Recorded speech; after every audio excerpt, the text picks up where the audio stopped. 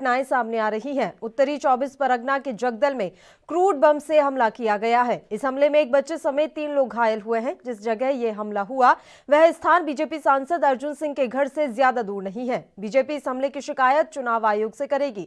उत्तरी 24 परगना जिले के जगदल इलाके में बुधवार रात को 18 नंबर गली में यह घटना घटी, जिसमें 3 लोग घायल हुए और यह स्थान बैरकपुर से बीजेपी सांसद अर्जुन सिंह के घर से ज्यादा दूर नहीं। बम फेंकने की घटना पर बीजेपी सांसद अर्जुन सिंह ने कहा कि करीब 15 स्थानों पर बम फेंके गए और पुलिस द्वारा लगाए गए सीसीटीवी कैमरों को 3 लोगों और उनके सहयोगियों के द्वारा तोड़ दिया गया। इस बीच पुलिस अधिकारी एसीपी एपी चौधरी ने एएनआई से कहा कि इस हमले में एक बच्चे सहित 3 लोग घायल हुए हैं। बीजेपी सांसद के घर के पास बम फेंकने की घटना पर बीजेपी नेता कैलाश विजयवर्गीय ने कहा कि टीएमसी हिंसा की राजनीति का पर्याय है। आचार संहिता के लागू होने के बाद भी गुंडे वहां बमबारी और गोलियां बरसा रहे हैं। चुनाव आयोग को इसे एक चेतावनी के रूप में लेना चाहिए, अन्यथा हमें संदेह है कि मतदान शांतिपूर्ण तरीके से हो पाएगा या नहीं।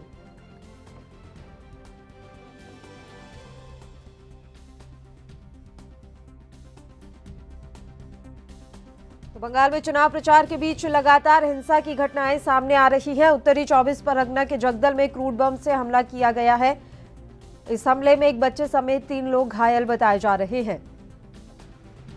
जिस जगह यह हमला हुआ वह स्थान बीजेपी सांसद अर्जुन सिंह के घर से ज्यादा दूर नहीं।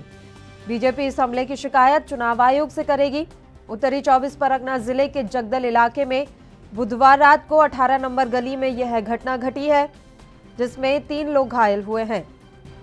यह स्थान बैरकपुर से बीजेपी सांसद अर्जुन सिंह के घर से ज्यादा दूर नहीं है। बम फेंकने की घटना पर बीजेपी सांसद अर्जुन सिंह ने कहा कि करीब 15 स्थानों पर बम फेंके गए और पुलिस द्वारा लगाए गए सीसीटीवी कैमरों को 3 लोगों और उनके सहयोगियों के द्वारा तोड़ दिया गया।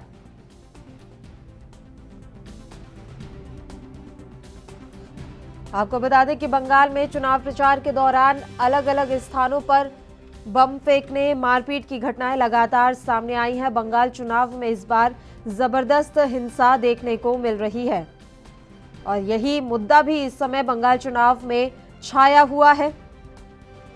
हिंसा को लेकर दोनों ही पार्टियां एक दूसरे पर हमलावर हैं और एक बार फिर से अर्जुन सिंह के घर के पास क्रूड बम से हमला करने के मामले में बीजेपी टीएमसी को घेर रही है।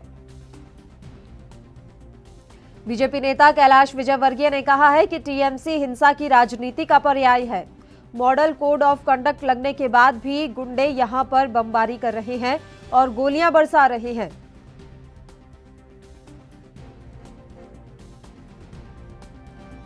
वही बात बीजेपी सांसद अर्जुन सिंह की करें तो उनके द्वारा आरोप लगाया गया है कि हमलावर टीएमसी के कार्यकर्ता थे। उन्होंने कहा कि करीब 15 से 20 बम चले हैं। उन्होंने ये भी जानकारी दी कि वो अपने घर पर हैं और फिलहाल सुरक्षित हैं। अर्जुन सिंह का कहना है कि जिन लोगों ने बम मारा है उनके खिलाफ हम करीब 10 दिन से पुलिस को शिकायत कर रहे थे।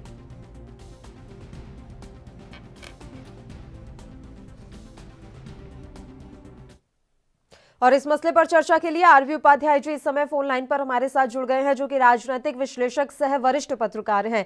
आरवी उपाध्याय जी, मेरा सीधा सा सवाल यह है कि पश्चिम बंगाल में जिस तरीके से हिंसा देखने को मिल रही है, क्या अब इसे वहां की राजनीति का हिस्सा मान लेना चाहिए या फिर ये वाकई में गंभीर समस्या है? देखिए पल्लवी, समस्या तो गंभीर है, लेकिन आप इतिहास देखेंगे तो बंगाल का चुनाव का जो इतिहास रहा है उसमें हिंसा अभी तक होती रही है। ये बात अलग है कि देखिए लोकतंत्र में हिंसा का कोई स्थान नहीं है, लेकिन चुनाव आयोग या सरकार वहां पर जिस तरह से बंदोबस्त करना चाहिए कि हिंसा न हो, वो हो नहीं पाया है। और आप देखेंगे अभी पीछे दिखाया जा रहा था किस तरह वहाँ बम बनते हैं, किस तरह बम के ऑर्डर आते हैं और इलेक्शन के पीरियड में बमों की सप्लाई होती है, तो वो भी किसी से छुपा नहीं है, मीडिया में सारी चीजें हैं। और ऐसे माहौल में चुनाव कहीं ना कहीं एक प्रश्न चिन्ह लगाता है चुनाव की तैयारियों पर। जबकि आप देखेंगे इलेक्शन कमीशन और दूसरी जो एजेंसियां हैं वो इंश्योर करती हैं कि भी निर्भीक चुनाव हो, निडर होकर चुनाव करें, लेकिन जहां बम फेंके जाएंगे, बमों का इस्तेमाल होगा, वहां कैसे संभव है कि कोई भी व्यक्ति निर्भीक होकर, निडर होकर, बिना डर के अपना वोट कर पाएगा। तो सरकारों को इस तरफ ध्यान देना चाहिए। और ये नहीं है कि पुलिस प्रशासन के, मैं देख रहा था एक न्यूज थी कि भी किस तरीके से बम वहां जंगल में बन रहे हैं, और जब वहां तक मीडिया पहुंच सकता है तो सरकार के संज्ञान में न हो, ये संभव नहीं है। और जो बम बनाने वाले हम साफ कह रहे थे कि हमें पुलिस का संरक्षण होता है और बिना पुलिस हम ये सब नहीं कर सकते हैं। तो ये बड़ा एक चिंता का विषय है। बंगाल में जिस तरीके से जो हिंसा होती है उस पर लगाम नहीं लग पाती। बिल्कुल, लगातार हम देख रहे हैं कि किस तरीके से पश्चिम बंगाल इसमें इस समय हिंसा अपने चरम पर है। पश्चिम बंगाल इन दिनों सियासत की आंच पर तप रहा है। सूबे में पहली बार 8 चरणों में 294 विधानसभा सीटों पर वोट डाले जाएंगे।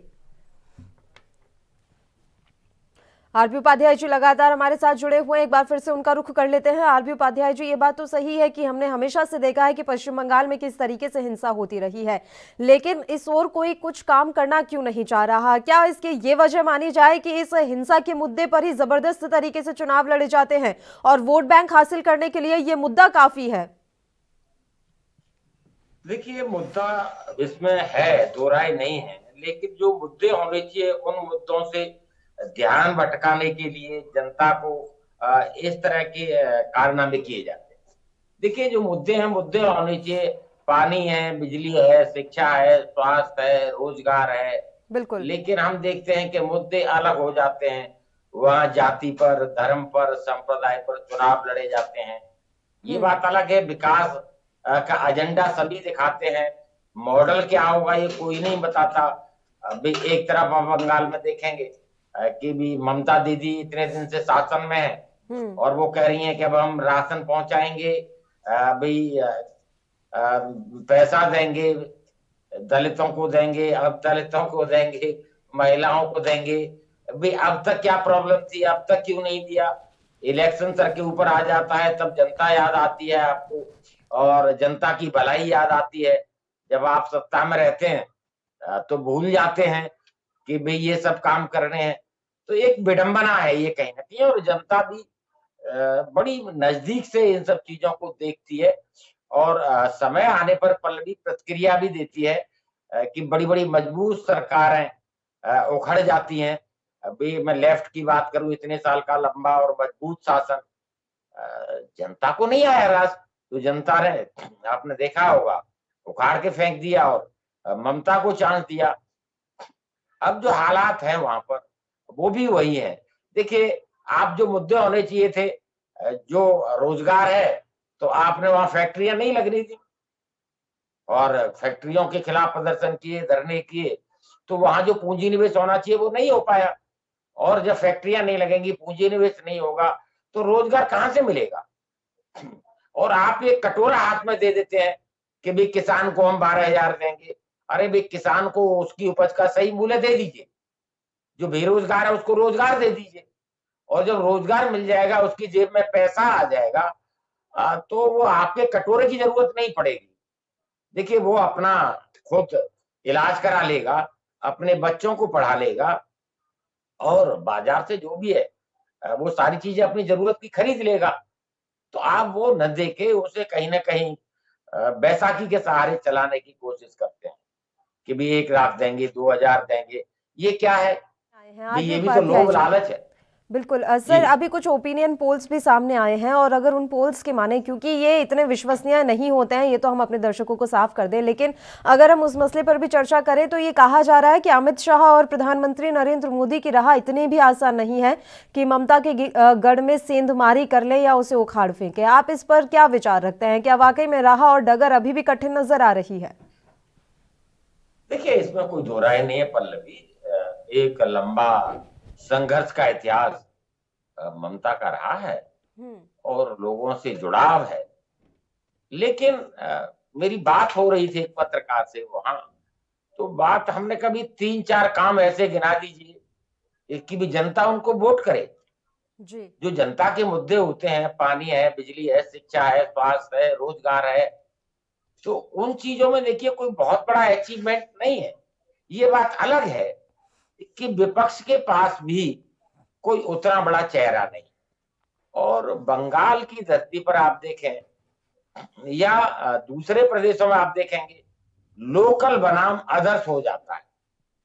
तो ममता को वहां पर लोकल होने का फायदा मिलता है और वो कहती भी हैं कि ये बाहर के लोग हैं, ये बाहरी लोग हैं। अरे भाई, बंगाल हिंदुस्तान का हिस्सा है, भारत का हिस्सा है। भारत में भारत के लोग बाहरी हो जाएंगे, लेकिन जनमानस होता है, एक एक सोच होती है उनकी, एक भावना होती है उनकी। तो जहां तक मैं समझता हूं कि बहुत हल्के में ममता को लेना भी कोई बहुत बड़ा औचित्य उस चीज का नहीं है।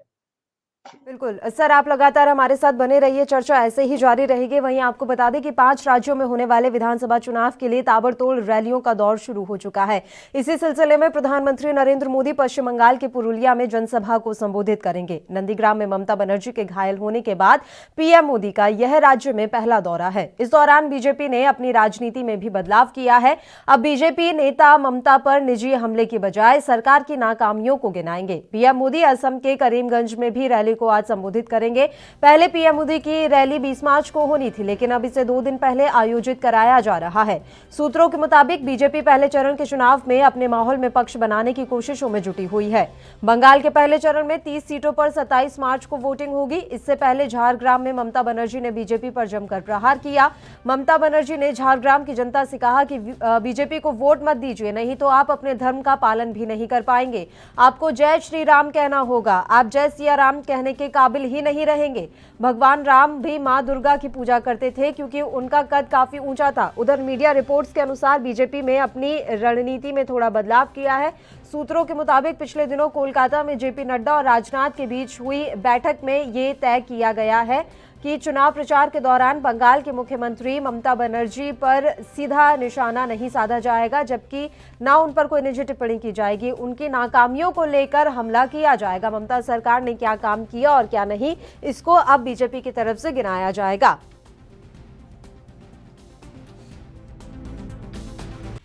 अरे मन की बात क्यों नहीं करेंगे? देश का प्रधानमंत्री है, अभी की दिल्ली का चुनाव हो रहा है, प्रधानमंत्री सब कामकाज बंद कर देगा। पश्चिम बंगाल में चुनाव है, असम में चुनाव है, केरल में चुनाव है, इसी का कारण बंगाल तो ऐसा नहीं है, ये हिंदुस्तान का बराबर तो नहीं है। हम लोग एक छोटा state, as first we are Indian, then after we Bengali, West Bengal है। तो ये सोचना चाहिए, जो ऐसा भाषण दे रहे हैं, ये सरकार का तो किसी भी ऑटोनॉमी के ऊपर इसका कोई विश्वास नहीं है, कोई भी कॉन्स्टिट्यूशनल बॉडी का ऊपर कोई विश्वास नहीं है। उसको डिफेम करना, उसको मेलाइन करने के लिए तृणमूल कांग्रेस सारा दिन व्यस्त है। तो ये जो भी तृणमूल कांग्रेस आज बोल रहे हैं, जो भी ममता जी बोल रहे हैं, एक बात मान के चलना चाहिए, जो हम लोग सभी समय कानून के पास नहीं गए। हम लोग definitely we are going to election commission. हम लोग बोल रहे हैं इस लोकतंत्र के दायरे में जब चुनाव होता है, सारे दायित्व उन लोगों का है, तो उसको देखना पड़ेगा। बात तो ये है, तो हम लोग जाकर के कब तृणमूल का खिलाफ बोला? हमारा तो मांग एकदम स्पष्ट है। ये तृणमूल कांग्रेस का जो घोषणा है, इसलिए हम लोग ज्यादा चिंतित नहीं है। तृणमूल भी चिंतित नहीं है, इसलिए इसको एग्जीक्यूट नहीं करना पड़ेगा, ये सब घोषणा रह जाएगा। बात ये, सरकार तो वापस आने वाला नहीं है। अगर काल ममता जी खड़ा होकर किसी जगह में बोल दे, किसी का लेबर पेन हो जाए, तो सरकारी हॉस्पिटल का कोई डॉक्टर, कोई गायनेकोलॉजिस्ट आपका घर में पहुंच जाएगा। आपका गॉलब्लैडर स्टोन के लिए आपका तुरंत दर्द चालू हो गया, तो हॉस्पिटल का जो सर्जन है वो आपका घर पे खटिया पे जाकर के ऑपरेशन करके चले जाएगा। तो घोषणा हो सकते हैं, और सारे के सारे घोषणा वो तो केंद्र सरकार का प्रोजेक्ट के ऊपर आधारित है। जो आप नौकरी का बात कर रहे हैं, हम लोग तो बोले ये परमानेंट एम्प्लॉयमेंट चाहिए। पश्चिम बंगाल सरकार का पास जो 5 लाख एम्प्लॉयमेंट था, उसको तो आपको बता दें कि पश्चिम बंगाल में इस समय सियासत अपने चरम पर है। 5 राज्यों में होने वाले विधानसभा चुनाव के लिए ताबड़तोड़ रैलियों का दौर लगातार जारी है। इसी सिलसिले में प्रधानमंत्री नरेंद्र मोदी पश्चिम बंगाल के पुरुलिया में जनसभा को संबोधित करेंगे और जानकारी ये मिल रही है मीडिया रिपोर्ट्स के मुताबिक कि अब बीजेपी ने अपनी रणनीति में बदलाव किया है। प्रधानमंत्री नरेंद्र मोदी की रैली से पहले ये रणनीति बदली गई है और अब नई रणनीति के तहत ममता बनर्जी पर डायरेक्ट यानी कि निजी अटैक नहीं किया जाएगा, जाएगा, पर्सनल अटैक उन पर नहीं किया जाएगा, बल्कि उनकी सरकार की नाकामियों को अब जनता के बीच में ले जाया जाएगा। आपको बता दें कि ममता बनर्जी पर कथित रूप से हमले के बाद से कहीं ना कहीं सिंपैथी उनके साथ है, लोगों की सहानुभूति उनके साथ है, तो शायद इसलिए अब बीजेपी की तरफ से अपनी रणनीति में बदलाव किया गया है और इस नए बदलाव के तहत अब निजी हमला खुद ममता बनर्जी पर नहीं करेगी बीजेपी, बल्कि उनकी सरकार की नाकामियों, उनकी सरकार के कार्यकाल में उन्होंने क्या काम किया और क्या नहीं किया, इनको जनता के बीच में ले जाया जाएगा और इसी आधार पर वोट मांगा जाएगा।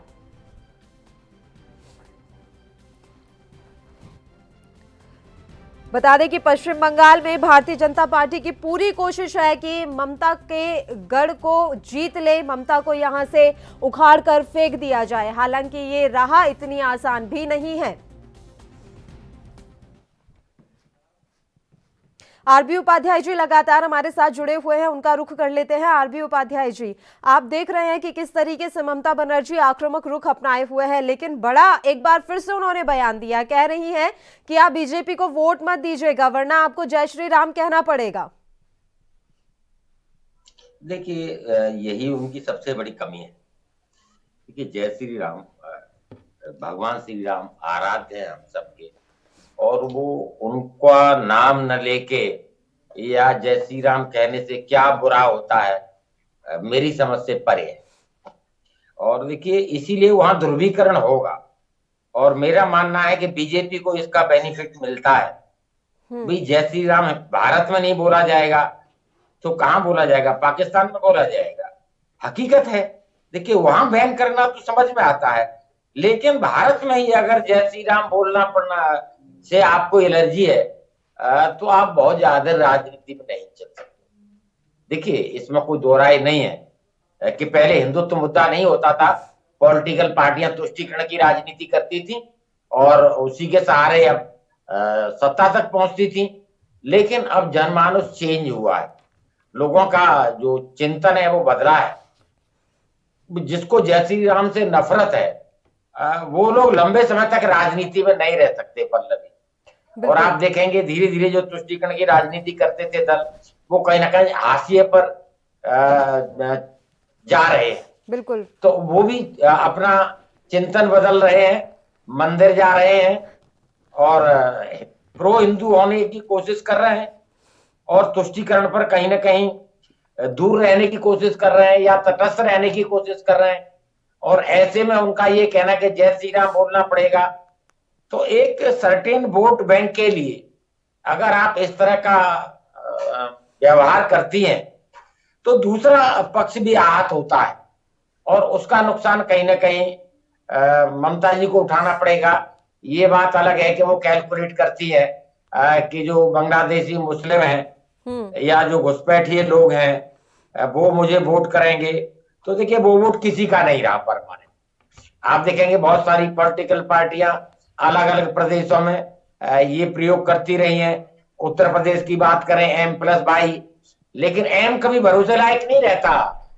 आप देखेंगे दलित प्लस मुस्लिम, बहुत सारे गठजोड़ बने, लेकिन वहां आप ये देखें कि भी M जो फैक्टर है वो विश्वसनीय नहीं है।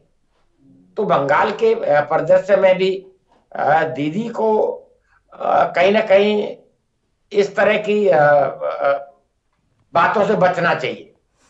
बिल्कुल सर, अभी यहाँ पर ऐसा भी माना जा रहा है कि बीजेपी ने अपनी रणनीति में बदलाव किया है। बीजेपी ने सोचा है कि सीधे निजी हमला नहीं किया जाएगा ममता बनर्जी पर, बल्कि उनकी नाकामियों को जनता के बीच में ले जाया जाएगा। तो इस रणनीति में बदलाव के पीछे की आप क्या वजह मान रहे हैं? वजह यह है कि जिस तरीके से उन्हें चोट लगी और अब वो व्हील चेयर पर बैठकर जगह जगह जाकर चुनाव प्रचार कर रही है, तो लोगों की सहानुभूति उनके साथ है, इसलिए अब निजी अटैक करने की रणनीति त्याग दी है बीजेपी ने? देखिए, बिल्कुल सही किया है, देर आए दुरुस्त आए। आपको नीतियों का विरोध करना चाहिए। गांधी जी ने कहा था कि भी पाप से घृणा करें, पापी से नहीं। तो देखिए, बजाय आपको दीदी का पर्सनल उस पर अटैक करने के जी, उनके द्वारा जो योजनाएं हैं या जो नाकामयाबी है उस पर कहीं ना कहीं बात करनी चाहिए। और देखिए, विक्टिम कार्ड उन्होंने खेला, बखूबी खेला कि एक घटना को इस तरह से मोल्ड कर दिया और देखिए उसके बाद चुनाव आयोग ने कहा कि भी कोई हमला नहीं हुआ है, लेकिन आम आदमी जो जनमानस है उसके जहन में वो बात नहीं आई, उस तक वो बात नहीं पहुंची, और वो विक्टिम कार्ड जो उन्होंने खेला उसका कुछ फायदा उन्हें हो रहा है। जिस तरह से वो व्हील चेयर का प्रयोग कर रही है और व्हील चेयर पर बैठकर आप देखेंगे वो प्रचार कर रही है, तो उसका बेनिफिट मिलता दिख रहा है।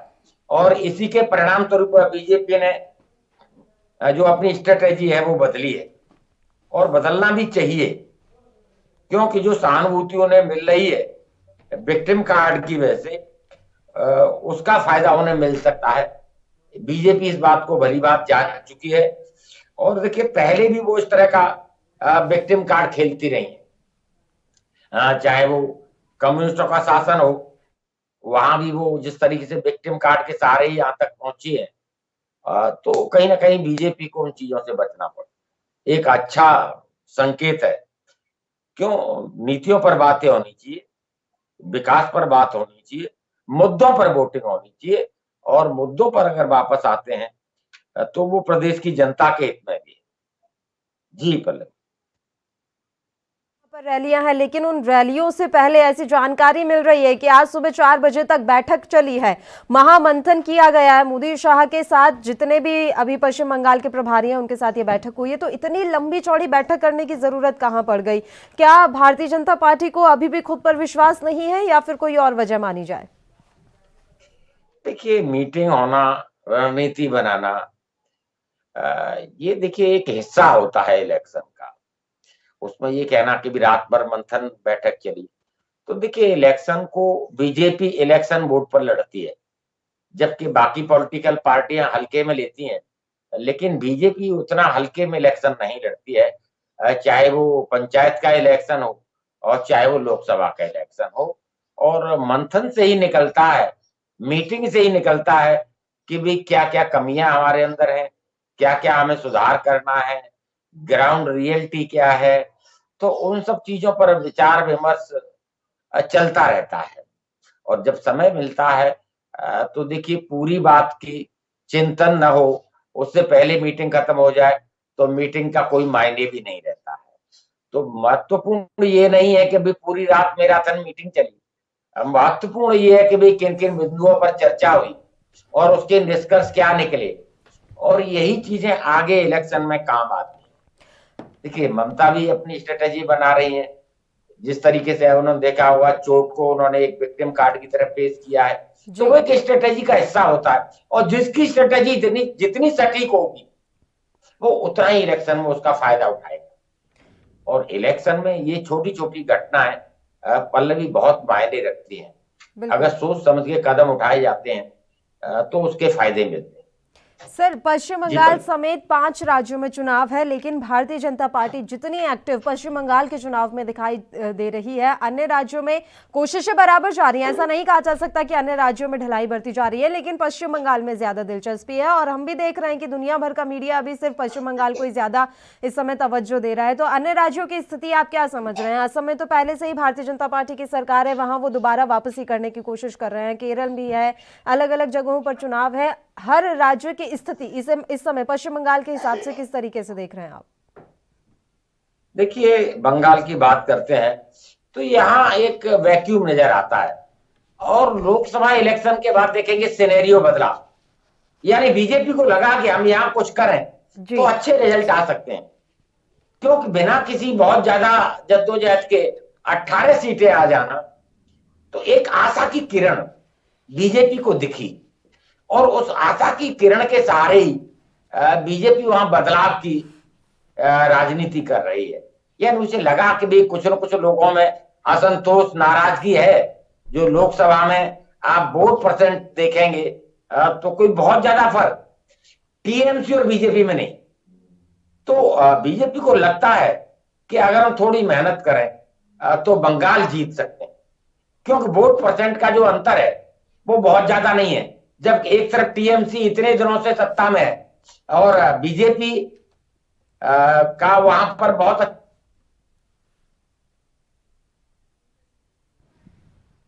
कहीं ना कहीं एक आशा की किरण जगी है। जी बिल्कुल। और असम की क्या स्थिति आप समझ रहे हैं सर? देखिए, आसाम में कोशिश बीजेपी की है कि वहां सत्ता में वापसी की जाए। ये बात अलग है कि देखिए एंटी इनकमेंसी फैक्टर वहां पर या जो वायदे किए गए थे तो लोगों में असंतोष है, और दूसरी तरफ कांग्रेस पूरा पुरजोर कोशिश कर रही है वहां दोबारा से आने की। तो अभी वहां कोई क्लियर ये कह देना कि भी कौन जीत रहा है कौन हार रहा है, ये जल्दबाजी होगी।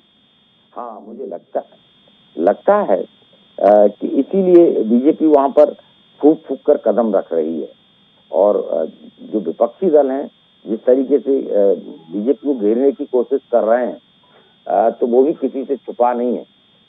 तो देखिए, अभी ये कह देना कि वहां क्या होगा, जल्दबाजी होगी कहीं ना कहीं पल्लवी। जैसे जैसे इलेक्शन नजदीक आएगा और पिक्चर क्लियर होती चली जाएगी कि भी कौन ऊंट किस करवट बैठेगा। अभी जो आंकलन है, देखिए असम में बीजेपी सत्ता में है और एक अच्छा प्रभाव वहां पर है, लेकिन इस प्रभाव को बनाए रखना, देखिए सीए एनआरसी इस पर क्या स्टैंड रहेगा और जनता कितना सपोर्ट करेगी और हम अपनी बात कितना पहुंचा पाएंगे जनता तक, ये अभी समय बताएगा। अभी वहां ये सुनिश्चित कर देना कौन जीतेगा कौन हारेगा थोड़ा जल्दबाजी हो। ठीक है, बहुत बहुत शुक्रिया आरबी उपाध्याय जी, आप हमारे साथ जुड़े इस अहम मसले पर चर्चा के लिए। तो आपको बता दें कि पश्चिम बंगाल समेत 5 राज्यों में इस समय चुनाव है और वहां पर भारतीय जनता पार्टी की तरफ से पूरी कोशिश की जा रही है कि अपना गढ़ वो उसे बना ले। ममता बनर्जी को उखाड़ने की तमाम कोशिशें की जा रही है। इस बीच जानकारी मिल रही है कि भारतीय जनता पार्टी ने अपनी रणनीति में बदलाव किया है और नई रणनीति के तहत अब सीधे ममता बनर्जी पर अटैक नहीं किया जाएगा, उन पर निजी यानी कि पर्सनल अटैक नहीं होगा, उनकी नीतियों पर अब अटैक किया जाएगा और जो भी उन्होंने अपने इन 10 साल के कार्यकाल में काम किया है और नहीं किया है उसे जनता के बीच में भारतीय जनता पार्टी लेकर जाएगी। आज प्रधानमंत्री नरेंद्र मोदी की यहां पर रैली है। देखने वाली बात रहेगी कि भारतीय जनता पार्टी अपनी जितने भी उनके इरादे हैं, जो भी उनका मकसद है, उसमें कितना कामयाब हो पाती है। बढ़ते हैं अगली खबर की ओर। कांग्रेस नेता राहुल गांधी ने एक बार फिर 3 नए कृषि कानूनों को वापस लेने की वकालत की है। उन्होंने ट्वीट कर कहा, ना डरेंगे ना झुकेंगे, अत्याचार का सामना सत्याग्रह से करेंगे। तीनों कृषि विरोधी कानून वापस लेने ही होंगे। केंद्र के 3 नए कृषि कानूनों को निरस्त किए जाने की मांग को लेकर किसान दिल्ली की सीमाओं टिकरी, सिंघू और गाजीपुर बॉर्डर पर पिछले 3 महीनों से अधिक समय से आंदोलन कर रहे हैं। कांग्रेस समेत कई दलों ने सरकार से किसान संगठनों की मांग का समर्थन किया है। वहीं सरकार का कहना है कि वह कानून में संशोधन के लिए तैयार है, लेकिन इसे वापस नहीं लिया जाएगा। सरकार और किसानों के बीच गतिरोध जारी है। किसान संगठनों का कहना है कि जब तक कानून की वापसी नहीं होगी, आंदोलन जारी रहेगा।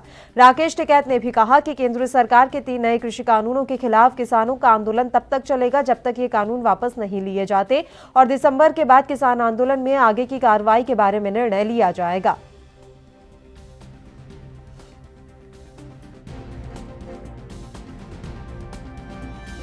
राहुल गांधी जी ने लगातार जो 3 काले कानून हैं उनके खिलाफ संघर्ष करने का काम किया। देश में किसान आंदोलन के समर्थन में कांग्रेस पार्टी ने लगातार जनसभाएं की, सड़कों पर उतरे, लाठी खाई, जेल गए और कार्यकर्ता मजबूती के साथ इन काले कानून का विरोध कर रहे हैं। आदरणीय राहुल गांधी जी ने बड़े स्पष्ट शब्दों में कहा है, पूरी तरह हम उनका समर्थन करते हैं और निश्चित तौर से कांग्रेस का एक एक कार्यकर्ता इस बात को लेकर संकल्पित है कि जब तक यह काला कानून सरकार वापस नहीं ले लेती तब तक न डरे हैं न डरेंगे, न झुके हैं न झुकेंगे। हम लड़े हैं और मजबूती के साथ लड़ने का काम आदरणीय राहुल। इस खबर पर तमाम जानकारी देने के लिए दिल्ली से हमारे संवाददाता राजीव तिवारी इस समय लाइव जुड़ गए हैं। राजीव, पूरी जानकारी आपसे चाहेंगे किसान आंदोलन को लेकर, फिलहाल क्या कुछ अपडेट? देखिए जिस तरीके से लगातार किसान आंदोलन को लेकर लगातार कहीं ना कहीं किसान जो है वो सरकार को घेरने की कोशिश कर रहे हैं। वो वही बात करें विपक्ष की, तो विपक्ष की तरफ से भी बिल्कुल समर्थन मिलता नजर आ रहा है किसानों को, और किसान लगातार कहीं ना कहीं सरकार को घेरने की कोशिश कर रहे हैं। चाहे वो चुनाव प्रचार के अंदर जहां जहां आसाम की बात करें, पश्चिम बंगाल की बात करें, वहां पर भी किसान आंदोलन कहीं ना कहीं एक जनता को जागरूक करने की कोशिश कर रहा है और सरकार के खिलाफ कहीं ना कहीं रणनीति खोली जा रही है। मगर जिस तरीके से बात करें विपक्ष की, तो राहुल गांधी ने जिस तरीके से ट्वीट करके किसान आंदोलन के लिए समर्थन दिया और साथ साथ ये ये कहा कि सरकार कहीं ना कहीं किसानों के जो आवाज है उसको दबाने की कोशिश कर रही है और कृषि कानून को वापस नहीं लेना चाहती है। तो साफ जाहिर है कहीं ना कहीं राहुल गांधी किसानों को समर्थन देते हुए नजर आ रहे हैं और कहीं ना कहीं किसानों की जो आवाज है उसको भी उठाने की कोशिश की जा रही है। जी बिल्कुल, किसानों की आवाज उठाने का काम लगातार राहुल गांधी की तरफ से किया जा रहा है, लेकिन किसानों की रणनीति आगे क्या कुछ कह रही है? राकेश टिकैत तो कह रहे हैं कि दिसंबर तक तो ऐसे ही जारी रहेगा आंदोलन और दिसंबर के बाद नई रणनीति बनाई जाएगी। देखिए बिल्कुल सही कहा आपने। यहाँ पर एक चीज स्पष्ट है, जिस तरीके से किसानों की तरफ से बार बार कहा जा रहा है कि वो लंबी रणनीति बना के बैठे हुए हैं, क्योंकि जब इस शुरुआत की गई थी तो उन्होंने ये कहा था कि 1 साल का राशन लेके वो दिल्ली की सीमाओं पर आए हैं और कहीं ना कहीं आंदोलन जो है जब तक सरकार नहीं मानेगी वो ये इसी तरीके से लंबा चलता रहेगा, मगर चाहे वो उसके अंदर 1 साल लगे या फिर और ज्यादा समय लगे, उसके लिए किसान बिल्कुल तैयार हो। और अभी तक के लिए ये भी कहा दिया गया है कि दिसंबर तक की किसान जो है वो रणनीति बनाकर बैठे हुए हैं और देखना होगा कि सरकार कृषि कानून को वापस लेती है, क्योंकि अभी तक 12वें दौर की बैठक नहीं की गई है, सिर्फ 11 दौर की बैठक की जरूर की गई है, मगर 11 दौर की जो बैठक थी उससे कोई भी नतीजा नहीं निकलता नजर आया। मगर बात करें 12वें दौर के लिए जो बैठक होनी चाहिए थी वो कहीं ना कहीं सरकार भी तैयार है मगर किसान भी तैयार है, मगर अभी तक बातचीत का दौर स्टार्ट नहीं हुआ है और कहीं ना कहीं ये देखा जा रहा है कि पहल या तो किसान करे या सरकार करे, मगर दोनों ही तरफों से अभी पहल नहीं की गई है। जी बिल्कुल, अभी दोनों तरफ से बिल्कुल भी पहल नहीं की जा रही है राजीव, जैसा कि हम देख रहे हैं। तो क्या माना जाए, आंदोलन बदस्तूर ऐसे ही जारी रहेगा? और राकेश टिकैत के तो इरादे भी साफ तौर पर नजर आ रहा है, इतनी आसानी से तो वो इस आंदोलन को खत्म नहीं होने देंगे। देखिए बिल्कुल सही कहा आपने। यहाँ पर एक चीज समझनी होगी, जिस तरीके से किसानों की तरफ से या राकेश टिकैत की तरफ से बिल्कुल स्पष्ट किया गया है कि किसान आंदोलन को वो लगातार इसी तरीके से लंबा जारी रखेंगे और किसान आंदोलन को इतनी आसानी से खत्म भी नहीं किया जाएगा। मगर बात करें जिस तरीके से लगातार जो किसान कह रहे हैं कि तक कृषि कानून वापस नहीं होगा, उसका उनका आंदोलन जो इसी तरीके से जारी रहेगा और इसके लिए कहीं ना कहीं दिसंबर तक का अब समय निर्धारित कर लिया गया। तो कहीं ना कहीं लगता है सिर्फ सरकार के ऊपर प्रेशर बनाया जा रहा है और कहीं ना कहीं सरकार को ये दबाव देने की कोशिश की जा रही है सरकार जो है कृषि कानून को वापस ले, मगर देखना होगा कि इस तरीके की रणनीति से सरकार के ऊपर कितना दबाव बन पाता है। जी अगर हम बॉर्डर्स की बात करें राजीव, तो अभी वहां पर किस तरह की तस्वीरें नजर आ रही हैं, चाहे वो सिंघू बॉर्डर हो या गाजीपुर बॉर्डर? जिस तरीके से पहले वहां पर भीड़ रहा करती थी, क्या अब अपेक्षाकृत वो भीड़ कम हुई है? अभी ताजा तस्वीरें वहां की क्या है? देखिए बिल्कुल जिस तरीके से बात करें दिल्ली की सीमाओं की, तो दिल्ली की सीमाओं पर बिल्कुल किसान बैठे हुए हैं और यहाँ तक कि हर तरीके से जो आंदोलन है वो उसको कहीं ना कहीं और ज्यादा बड़ा किया जा रहा है। मगर बात करें वहाँ किसानों की, तो किसान कहीं ना कहीं कुछ हद तक कम होते हुए नजर आ रहे हैं, क्योंकि जिस तरीके से किसान जो है 2 डिवाइडों में बंटे हुए हैं, एक जो सरकार के फेवर में है और दूसरा कहीं ना कहीं किसानों के फेवर में है। तो कहीं ना कहीं बार बार यही देखने को मिलता है, कभी किसानों की जो रणनीति होती है उसके अंदर कहीं ना कहीं कमी नजर आती है और कहीं ना कहीं जो राकेश टिकैत की जब बयानबाजी आती है तो उससे कहीं ना कहीं किसानों को जो बल मिलता है और कहीं ना कहीं सरकार को की कोशिश की जाती है। मगर अभी की स्थिति ये कहीं ना कहीं यही है कि सरकार के ऊपर दबाव बनाया जाए और सरकार के ऊपर किसी भी तरीके से दबाव बनाने के बाद कृषि कानून को वापस करवाया जाए। मगर जिस तरीके से लगातार किसानों की रणनीति है तो साफ जाहिर है आंदोलन जो है वो लंबा चलेगा और जब तक सरकार नहीं मानेगी तो जब तक ये आंदोलन इसी तरीके से जारी रहेगा। जी बिल्कुल, और अब तो ये भी जानकारी मिल रही है कि बॉर्डर पर जो किसान बैठे हुए हैं वो वहां पर पक्के मकान बनाने की तैयारी कर रहे हैं, लेकिन डीएम की तरफ से इन मकानों को ध्वस्त करने के भी निर्देश दिए गए हैं। राजीव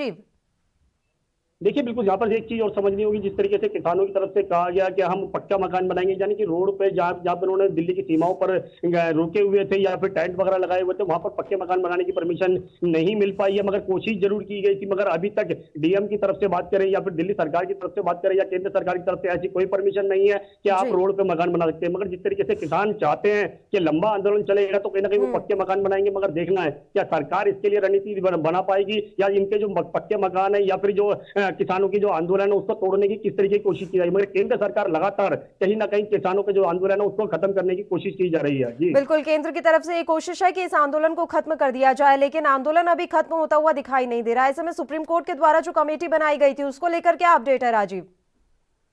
देखिए बिल्कुल जिस तरीके से बात करें किसानों की, तो किसानों की तरफ से बिल्कुल सुप्रीम कोर्ट के अंदर एक अर्जी लगाई गई थी जिसके अंदर एक कमेटी बनाई गई थी और कमेटी के द्वारा 2 महीने का समय दिया गया था कि 2 महीने के अंदर एक रिपोर्ट पेश की जाएगी। सरकार के नुमाइंदे होंगे उसमें और किसानों के भी नुमाइंदे होंगे, मगर देखना है कि ये रिपोर्ट किस तरीके से सुप्रीम कोर्ट के अंदर पेश की जाएगी और जिस तरीके से किसान जो लगातार इसके लिए लंबी रणनीति बना के बैठे हैं उससे साफ जाहिर है वो सरकार के ऊपर दबाव बनाना चाहते हैं और सीधे सीधे कहें तो कृषि कानून को वापस करवाने की कोशिश की जा रही है। मगर अभी भी सरकार वही चीज ये बात बाड़ी हुई है कि कृषि कानून वापस नहीं होगा, सिर्फ संशोधन के लिए तैयार है। मगर देखना है क्या 12वें दौर की बैठक हो पाती है या सरकार इसी तरीके की रणनीति अपना के रखेगी। जी इस किसान आंदोलन का जो चुनावी राज्य है उन पर क्या कुछ असर पड़ता हुआ दिखाई दे रहा है? राकेश टिकैत पश्चिम बंगाल पहुंचे थे, क्या उनकी वहां जो मौजूदगी थी उसने कोई बदलाव किया है? देखिए बिल्कुल था, जिस तरीके से राकेश टिकैत जो पश्चिम बंगाल पहुंचे थे और कहीं ना कहीं सरकार को घेरने की कोशिश की गई, यहाँ तक कि जनता को जगाने की कोशिश की गई और ये भी कहा गया कि जो भाजपा है वो कहीं ना कहीं किसानों के फेवर में नहीं है और किसानों को दबाने की कोशिश की जा रही है। और यहाँ तक कि उनकी जो जमीन थी उसको लेकर भी कहा गया कि जमीनें सरकार छीननी चाहती है। तो कहीं ना कहीं हर तरीके से आसाम के अंदर भी कहीं ना कहीं रणनीति बनाई गई थी सरकार को सरकार के खिलाफ मोर्चा खोलने की, और कहीं ना कहीं उसमें राकेश टिकैत सफल होते हुए भी नजर आए थे और कहीं ना कहीं जनता जो है जो जागरूक होती नजर आए और कहीं ना कहीं समर्थन भी मिला। मगर जिस तरीके से लगातार कहीं ना कहीं आंदोलन चल रहा है उसका साफ जाहिर है कहीं ना कहीं सरकार को दिक्कतें जरूर आएंगी और आने वाले समय के अंदर कितनी दिक्कतें आएंगी ये जरूर स्पष्ट हो जाएगा। जी बिल्कुल राजीव, आप लगातार हमारे साथ जुड़े रहिए, आपसे चर्चा ऐसे ही जारी रहेगी। तो आपको बता दें कि किसान आंदोलन लगातार जारी है और किसानों की ये रणनीति भी है कि दिसंबर तक ऐसे ही आंदोलन हम जारी रखेंगे और उसके बाद आगे की रूपरेखा तैयार की जाएगी। वहीं राहुल गांधी ने एक बार फिर से किसान आंदोलन को लेकर केंद्र सरकार पर निशाना साधा है और उन्होंने कहा है कि ना तो हम झुकेंगे ना ही हारेंगे। ये 3 नए कृषि कानून तो सरकार को वापस लेने ही पड़ेंगे।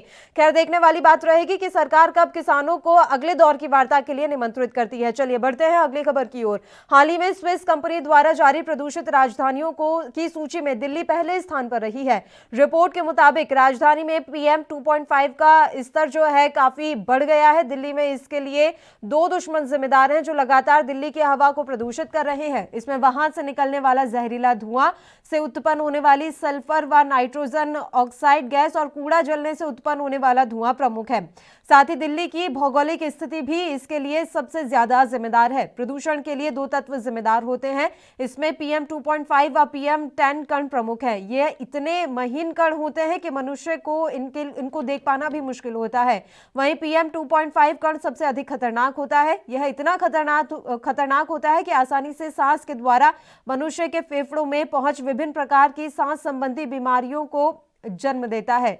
दिल्ली में प्रदूषण के लिए भौगोलिक कारण भी जिम्मेदार है। आपको बता दें कि CPCB के पूर्व अपर निदेशक डॉक्टर दीपाकर साहू ने कहा कि प्रदूषित शहरों की सूची में स्थान पाने वाले 22 शहर इंडो मैग्नेटिक प्लेन क्षेत्र में आते हैं। दिल्ली भी इसी क्षेत्र का हिस्सा है। इस क्षेत्र में आने वाले शहरों में धूल भरी हवाएं अधिक रहती हैं। वहीं दिल्ली में तो लगातार ये धूल भरी हवाएं बढ़ती जा रही हैं। इसके अलावा बाकी दिन सूखे रहते हैं। यही वजह है कि दिल्ली के प्रदूषण को कम करने के लिए बारिश भी अपनी भूमिका नहीं निभा पाती। दिल्ली के प्रदूषण को कम करना है तो निजी वाहन को छोड़कर सार्वजनिक वाहनों को बढ़ावा देना होगा। इससे PM 2.5 के उत्सर्जन में कमी आ सकती है।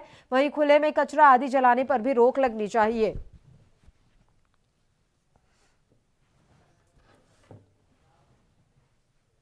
राजीव तिवारी हमारे संवाददाता लगातार हमारे साथ जुड़े हुए हैं दिल्ली से, सीधा उन्हीं का रुख कर लेते हैं। राजीव, ये बड़ी जानकारी है। स्विस कंपनी द्वारा जारी प्रदूषित राजधानियों की सूची में पहले स्थान पर हमारे देश की राजधानी दिल्ली में रही है। ये वाकई में बहुत ही चिंताजनक विषय है, लेकिन लग रहा है कि केजरीवाल सरकार इस विषय पर ज्यादा ध्यान दे नहीं रही।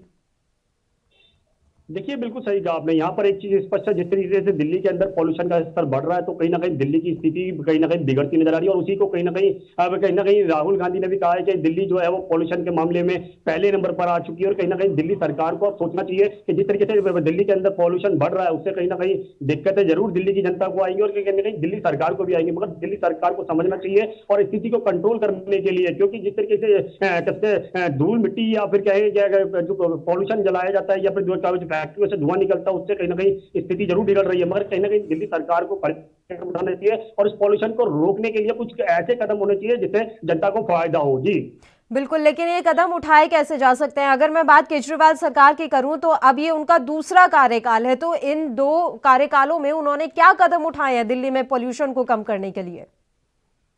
देखिए बिल्कुल बताइए, जिस तरीके से बात करें दिल्ली सरकार की तो दिल्ली सरकार ने निरंतर कहीं ना कहीं ऑर्डिनल लेके आए थे ताकि पॉल्यूशन कम हो सके। मगर उसके बाद में जब कोरोना की स्थिति हुई थी उसके अंदर भी कहीं ना कहीं फैक्ट्रियां बंद थी तो कहीं ना कहीं उससे जरूर स्थिति सुधरी थी। मगर आपकी बात करें तो आप दोबारा से स्थिति बिगड़ती नजर आ रही है। और कहीं ना कहीं फैक्ट्रियों की बात करें या फिर जो कूड़ा जलाया जाता है उससे जो धुआं निकलता है कहीं ना कहीं वो भी कहीं ना कहीं अब जनता को नुकसान देता है और कहीं ना कहीं सांस लेने में भी दिक्कतें करता है। मगर कहीं ना कहीं दिल्ली सरकार की जो रणनीति है वो अभी धरातल पर इतनी कामयाब होती नजर नहीं आ रही जिससे कहीं ना कहीं पॉल्यूशन का स्तर है जो कंट्रोल हो सके। मगर जिस तरीके से बिगड़ता हुआ स्तर बिगड़ रहा है, यानी कि सीधे कहे जो हवा बिगड़ रही है दिल्ली की, उससे साफ जाहिर है कहीं ना कहीं दिल्ली सरकार के ऊपर सवाल उठना लाजमी है और दिल्ली सरकार को कुछ कड़े कदम उठाने चाहिए। मगर देखना होगा कि आने वाले समय के अंदर कितने बड़े कदम उठा पाती है, क्योंकि रणनीति तो बहुत बनाई गई है दिल्ली सरकार की तरफ से, मगर अभी तक कामयाबी मिलती नजर नहीं आ रही है दिल्ली सरकार को। जी odd even, red light on, गाड़ी ऑफ जैसे तमाम कदम दिल्ली सरकार की तरफ से उठाए गए, जैसा कि आपने भी जानकारी दी राजीव, लेकिन इन कदमों का 1% भी असर नहीं हुआ है। जबकि लॉकडाउन में हमने देखा था कि किस तरीके से यमुना की पूरी तस्वीर ही बदल गई थी, इतना स्वच्छ पानी यमुना का दिखाई दे रहा था।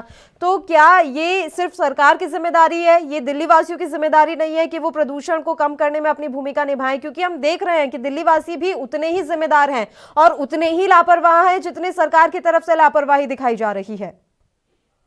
देखिए बिल्कुल यहाँ पर दोनों चीज समझनी होगी। जिस तरीके से सरकार की बात करें या आम जनता की बात करें, बिल्कुल दोनों तरफ लापरवाही है। क्योंकि जो आम जनता है वो कहीं ना कहीं कूड़े के ढेर में आग लगाती है, या फिर कहें जो जमुना के अंदर कहें जो गंदगी फैलाती है, तो कहीं ना कहीं उसमें जनता भी अपना रोल निभाती है। और सरकार की बात करें तो सरकार भी कहीं ना कहीं लापरवाही करती है और उसकी वजह से कहीं ना कहीं स्तर बिल्कुल बढ़ता है। मगर बात करें दिल्ली की आबोहवा की, बिजानी की, कहें पानी के दूषित होता चला जा रहा है और कहीं ना कहीं जो हवा है वो भी दूषित होती चली जा रही है। मगर कहीं ना कहीं दिल्ली सरकार के जो नुमाइंदे हैं, जिनको गाइडलाइन दी जाती है फॉलो करने के लिए या अधिकारियों को मॉनिटराइज करने के लिए बनाया जाता है, तो वो कहीं ना कहीं लापरवाही करते हैं और जिसकी वजह से जनता भी कहीं ना कहीं लापरवाही करती है। और इस तरीके की दोनों तरफ से लापरवाही होती रहेगी तो दिल्ली की स्थिति और ज्यादा बिगड़ सकती है। जी बिल्कुल राजीव, यहाँ पर एक अहम बात यह भी है कि जैसा कि आपने जानकारी दी कि कचरे में आग लगाई जाती है, तो डोर टू डोर कचरा संग्रहण की जो योजना है, क्या वो दिल्ली में काम नहीं कर रही, जो लोग इस तरीके से बाहर आकर कचरे को जला रहे हैं?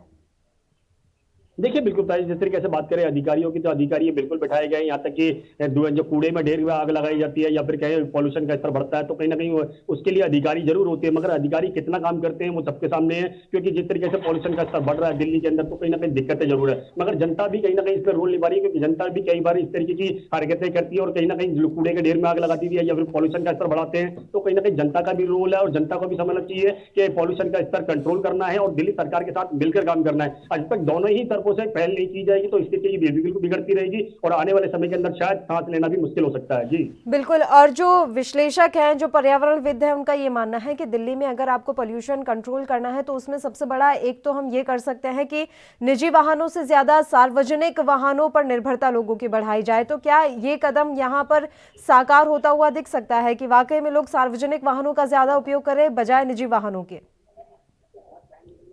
बिल्कुल सही कहा आपने। यहाँ पर दोनों चीजों की गौर करना होगा, क्योंकि निजी वाहन की बात करें या सार्वजनिक वाहनों की बात करें तो कहीं ना कहीं दोनों तरफ से देखना होगा। क्योंकि सरकार जितने बड़े कदम उठा रही है वो कहीं ना कहीं धरातल पर इसमें कामयाब होती नजर नहीं आ रही। और कहीं ना कहीं हर तरीके से धरातल की बात करें तो धरातल पे कहीं ना कहीं अधिकारियों की थोड़ी सी लापरवाही जरूर है, मगर जनता को भी समझना चाहिए और कहीं ना कहीं अपना अपना रोल सबको निभाना पड़ेगा, तभी जाके यहाँ से कंट्रोल किया जा सकता है। जी बिल्कुल, बहुत बहुत शुक्रिया राजीव तमाम जानकारी देने के लिए। आप हमारे साथ जुड़े। तो आपको बता दें कि दिल्ली में प्रदूषण का स्तर लगातार बढ़ता जा रहा है। इस बीच ये जानकारी मिल रही है पर्यावरणविद की तरफ से कि अगर जल्द से जल्द दिल्ली में प्रदूषण की स्थिति को कंट्रोल नहीं किया गया तो गंभीर बीमारियों से दिल्ली वासी जूझ सकते हैं। खैर, देखने वाली बात रहेगी कि सरकार इस ओर किस तरीके से ध्यान देती है और क्या कुछ कदम उठाए जाते हैं।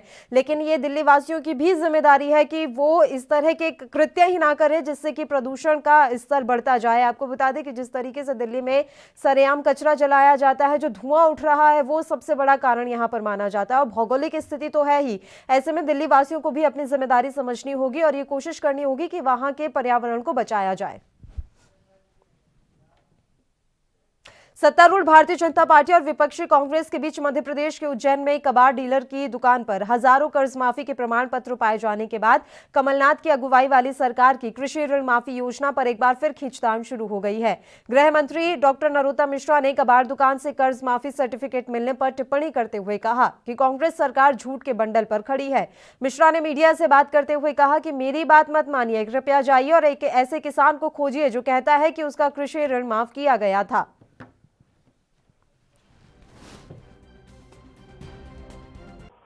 कमलनाथ जी ठीक जवाब दे पाएंगे इसका, या उनकी सरकार का कोई नुमाइंदा जो उस समय रहा होगा वो ठीक दे पाएंगे। लेकिन आपको लग रहा है कि उस दौरान जब बनाया गया तो लगातार बीजेपी सरकार उन पर आरोप लगाती रही है कि जो है कर्जा माफी नहीं हुई है, कर्ज माफी भी नहीं हुई है और कर्ज माफी के दौरान के ही वो बने हुए हैं।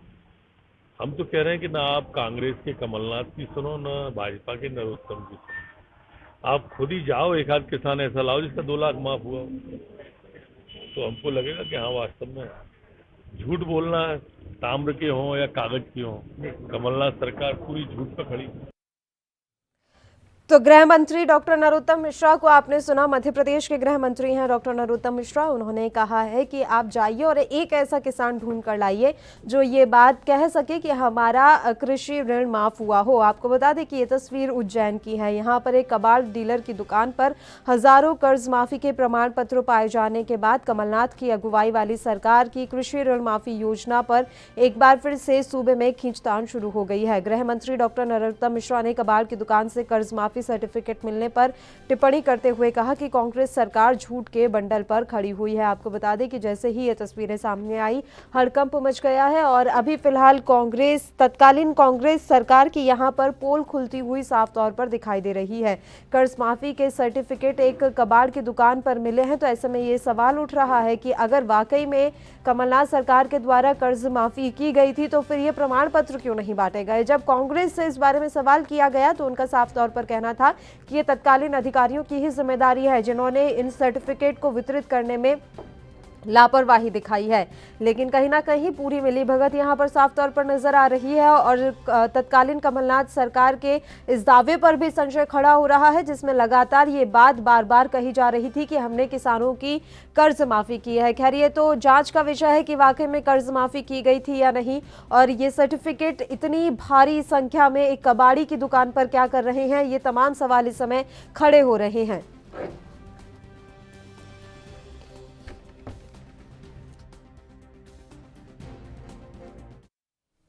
और भोपाल से हमारे संवाददाता गणेश तिवारी लाइव इस समय जुड़े हुए हैं इस खबर पर तमाम जानकारी देने के लिए। गणेश, उज्जैन से ये तस्वीरें जो तमाम सवाल खड़े कर रही है, एक कबाड़ डीलर की दुकान पर कर्ज माफी से जुड़े इतने भारी संख्या में सर्टिफिकेट पाए गए हैं जो तत्कालीन कमलनाथ सरकार को इस समय कटघरे में खड़े कर रहे हैं। जानकारी आपसे चाहेंगे, इस कबाड़ डीलर के पास आखिर ये सर्टिफिकेट कैसे पहुंचे? देखिए पल्लवी, मैं आपको बता दूं कि जब मध्य प्रदेश में कांग्रेस की सरकार बनी थी, कांग्रेस का सरकार का 7 तरह का वादा था कि वो जो है किसानों का कर्ज माफी 10 दिन के अंदर देंगे। परंतु अभी एक अचानक से एक उज्जैन के मध्य प्रदेश के उज्जैन के बड़नगर पर एक कबाड़ की दुकान पे भारी मात्रा में फर्जी सर्टिफिकेट मिलने पर कहीं ना कहीं एक तरह से भाजपा सरकार ने फिर कांग्रेस को आड़े हाथे लिया। बात करें जो डीलर है, कबाड़ डीलर, उसका साफ तौर पर कहना है कि उसे कहीं ना कहीं एक इंदौर के बैंक के द्वारा, किसी निजी बैंक के द्वारा ये इतने सारे जो रद्दी के कबाड़ मिले हैं वो किसी न किसी बैंक से इंदौर के खरीदे थे, और जो कि उज्जैन के एक कबाड़ पर मिले, जिसको लेकर कांग्रेस का अभी साफ तौर पर कहना है, कांग्रेस लगातार कह रही कि जो अधिकारी थे, अधिकारियों ने जो कर्ज माफी के प्रमाण पत्र थे वो उन्हें लोगों को तक नहीं पहुंचाए हैं। वहीं कांग्रेस का साफ तौर पर कहना है कि भाजपा सरकार इस तरह से जो प्रत्यक्ष रूप से लगातार हम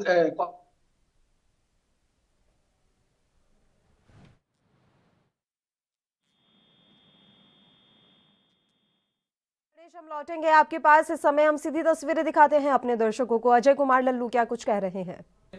एनसीपी शरद पवार से और आरजेडी में तेजस्वी यादव से रिक्वेस्ट करी है कि वो पश्चिम बंगाल में टीएमसी के लिए कैंपेन ना करें, चूँकि कांग्रेस पार्टी वहाँ स्वतः चुनाव लड़ रही है और वहाँ उनके प्रत्याशी कांग्रेस पार्टी ने घोषित किया है। कांग्रेस पार्टी के ये साझा सहयोगी लोग हैं और उनसे अपनी बात रखना कहीं से भी उचित है, और मुझे लगता है कि कांग्रेस पार्टी एक अच्छा प्रदर्शन बंगाल में करने जा रही है। सर, किसान आंदोलन जो है, अब किसानों का कहना ये है कि उसको और बढ़ाएंगे क्योंकि 4 महीने होने को आ रहे हैं और अब तक उनकी बातें नहीं सुनी गई हैं। किसान यूनियन का कहना ये भी है कि होली के दिन तीनों कृषि बिल को भी वो लोग जलाएंगे होलिका में। ये देश के लिए एक बड़ा चिंताजनक स्थिति है, लोकतंत्र के लिए। उधर दिग्विजय सिंह का क्या कुछ कहना है, वो तस्वीरें भी आपको दिखाते हैं।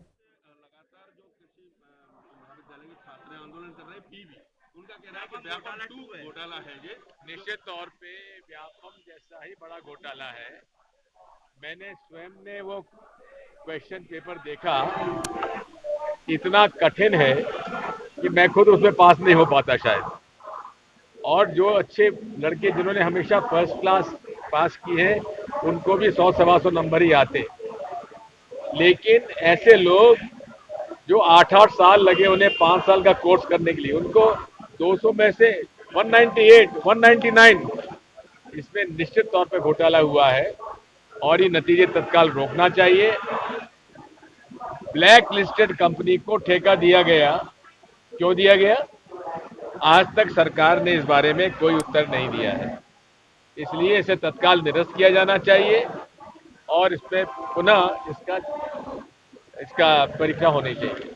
राजा साहब, इलेक्शन की घोषणा हो गई है जहां से राहुल लोधी ने रिजाइन किया था आपकी पार्टी से। दावा है कि यहाँ एक बार फिर कमल खिलेगा, क्योंकि ऐसा है, राहुल लोधी 2 दिन पहले तक जो कांग्रेस से भाजपा में विधायक गए थे उनके बारे में कह रहे थे कि उन्होंने 335 करोड़ रुपए लिया। 2 दिन बाद वो खुद चले गए। अब वो ये बताएं कि उन्होंने कितना पैसा लिया। हमारा ये प्रयास रहेगा कि राजनीति में शुचिता होना चाहिए, खरीद फरोख्त नहीं होना चाहिए और जनता को इस बारे में आगाह करेंगे। पश्चिम बंगाल चुनाव को लेकर और वहाँ तो ममता की लड़ाई है मोदी के खिलाफ और हमें तो पूरा विश्वास है कि मोदी हारेंगे। महाराष्ट्र में जिस तरह का इंदौर, भोपाल और महाराष्ट्र में जिस तरह का घटनाक्रम घट रहा है, क्या लगता है किस प्रकार का? जैसे वहाँ का डीजीपी हटा दिया गया है, वजह को आरोपी बनाया जा रहा है। अब ये देखिए, मैंने शुरू से ही कहा था कि भाजपा इसे अलग रंग देगी। अगर आप मेरा सोशल मीडिया पे वक्तव्य पढ़ेंगे तो नेशनल इन्वेस्टिगेटिव एजेंसी से जांच कराना मतलब भाजपा से जांच कराना होगा और वही हुआ, क्योंकि उसके जो डायरेक्टर वाईसी मोदी हैं उनका नरेंद्र मोदी जी से बड़ा निकट का संबंध है। उन्होंने ही गुजरात में दंगों में जो जांच हुई थी उन्होंने की, उन्हें क्लीन चिट दी गई। वीरेंद्र पंड्या के अंदर भी उन्होंने जांच की, वहां भी क्लीन चिट मिली। और जब से वे एनआईए में आए हैं वो सारे लोग संघ से संबंधित वो लोग जो कि बॉम्ब ब्लास्ट में अपराधी थे, जिनके ऊपर प्रमाण थे, उनको सबको बरी कर दिया गया। तो एनआईए को सौंपने का पहला बयान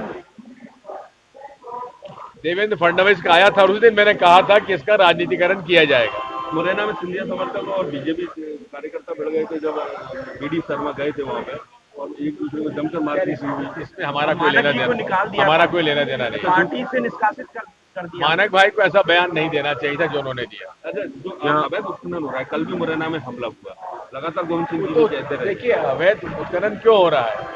क्योंकि शिवराज सिंह चौहान का पूरा परिवार अवैध। चलिए अपने मुद्दे का रुख कर लेते हैं। गणेश तिवारी लगातार हमारे साथ जुड़े हुए हैं। जी गणेश, आपसे पूरी जानकारी हम चाह रहे थे, जैसा कि आपने बताया भी कि एक बैंक से मिले थे कबाड़ी को ये तमाम सर्टिफिकेट, अब बैंक के ऊपर जांच होनी चाहिए। क्या बैंक कर्मियों से किसी तरह की बात हुई है इस मसले पर? निश्चित तौर पर देखिए पल्लवी, मैं आपको बता दूं, जो कांग्रेस के मध्य प्रदेश के प्रदेश सचिव हैं उन्होंने साफ तौर पर मांग की है कि इसकी निष्पक्ष जांच की जाए। उन्होंने तत्कालीन जो अधिकारी थे उन पर लगातार आरोप लगाते हुए कहा कि जो ये प्रमाण पत्र मिले हैं ये सभी किसानों को बांटने के लिए मिले थे, परंतु अधिकारियों ने इस पर गंभीरता नहीं दिखाई और उन जिन लोगों को ये सर्टिफिकेट बांटने थे उन्हें नहीं बांटे गए। तो उन्होंने साफ तौर पर कांग्रेस का एक तरफ साफ तौर पर कहना है कि इस पर जो है निष्पक्ष जांच की जाए। वहीं भाजपा सरकार लगातार इस पर अब कांग्रेस को घेरती नजर आ रही है। वहीं मध्य प्रदेश के गृह मंत्री नरोत्तम मिश्रा ने भी एक बयान देते हुए कहा है कि जो कांग्रेस सरकार 10 दिनों में किसान माफी की बातें बता रही थी, अभी तक उस पर किसी तरह से किसी भी किसान को 1 रुपए का भी कर्ज माफी नहीं किया गया। साथ ही उन्होंने चुनौती देते हुए कहा है कि ऐसा कोई भी व्यक्ति, एक भी व्यक्ति ला दिया जाए जिसको कांग्रेस ने किसान किसी तरह से कर्ज माफी किया हो। तो लगातार इस पर हालांकि इस पर जांच करने की बातें भी सामने आ रही है। जो अभी निजी बैंक है, अभी उसका नाम पता नहीं चल पाया फिलहाल, लेकिन उस पर पूरी जानकारी निकाली जा रही है कि जिस कबाड़ी वाले ने ये इतने मात्रा में जो इतने महंगे सीट थे, जो कर्ज माफी के जो सर्टिफिकेट थे, उसे किस बैंक से मिले हैं और किस तरह से उसने किस उद्देश्य से लिए थे। जी लेकिन गणेश, यहाँ पर सवाल तो ये भी खड़ा हो रहा है कि लगातार तत्कालीन कमलनाथ सरकार ये दावा करती रही कि हमने ऋण माफी की है, हमने किसानों का कर्ज माफ किया है। जब सर्टिफिकेट बटे ही नहीं तो इस पर कैसे विश्वास कर लिया जाए कि वाकई में किसानों का ऋण माफ हुआ है? और खुद डॉक्टर नरोत्तम मिश्रा कह रहे हैं कि एक किसान आप ऐसा लेकर बता दीजिए जो कह दे कि हाँ मेरा ऋण माफ हुआ। निश्चित तौर पर देखिए पल्लवी, जब कांग्रेस की सरकार बनी थी उसके पहले कांग्रेस ने साफ तौर पर एक वादा किया था उन्होंने कि अगर उनकी सरकार बनती तो 10 दिनों के अंदर ऋण माफी की जाएगी। हालांकि कई जगह ऐसी खबरें भी सामने आई जहां पर कर्ज माफी की फोटो वगैरह भी सामने आई जहां पर कर्ज माफी की गई। हालांकि लेकिन भाजपा सरकार इस पर लगातार अभी प्रश्न चिन्ह खड़ा कर रही है कि किसी तरह से कोई कर्ज माफी नहीं की गई है। लेकिन निश्चित तौर पर एक ये बड़ा प्रश्न चिन्ह है कि इतनी मात्रा में कर्ज माफी के सर्टिफिकेट और जिसमें स्वयं पूर्व मुख्यमंत्री कमलनाथ का फोटो हो और उस पर सिग्नेचर हो और उनका मिलना कहीं ना कहीं इस बात कई सवाल खड़े कर रहा है। बिल्कुल, बहुत बहुत शुक्रिया गणेश तमाम जानकारी देने के लिए। आप हमारे साथ जुड़े और आइए अब आपको सीधी तस्वीरें दिखाते हैं मध्य प्रदेश के मुख्यमंत्री शिवराज सिंह चौहान की। जो औषधीय गुणों से भरपूर है और अपील तो मेरी रोज यही रहती है कि जीवन में हर खुशी के मौके पर पेड़ लगाएं। शाम 6 बजे बोना चाहिए।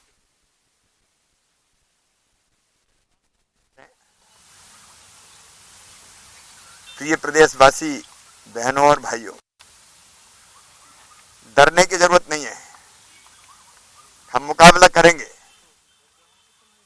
लेकिन सावधान रहने की जरूरत है। हम कोरोना हर हालत में कंट्रोल करेंगे, लेकिन बिना प्रदेशवासियों के संभव नहीं है और उसके लिए मुझे आपका सहयोग चाहिए। मास्क लगाना ही है। जिन 10 जिलों में 10 बजे दुकान बंद होना है मतलब होना है। जहां जरूरत पड़ी आपके लिए सख्ती की जाएगी। तो मध्य प्रदेश के सीएम शिवराज सिंह चौहान ने कोरोना से लड़ने की अपील की है। साथ ही उन्होंने कहा है कि हर जिलेवासी को अपनी जिम्मेदारी समझनी होगी और जो भी गाइडलाइन सरकार की तरफ से जारी की जा रही है उनका पालन करना ही होगा, तभी जाकर कोरोना से जंग जीती जा सकती है। इसी के साथ इस बुलेटिन में फिलहाल के लिए इतना ही। मुझे दीजिए इजाजत। देश प्रदेश के तमाम ताजा खबरों के लिए आप बने रहिए हमारे साथ। नमस्कार।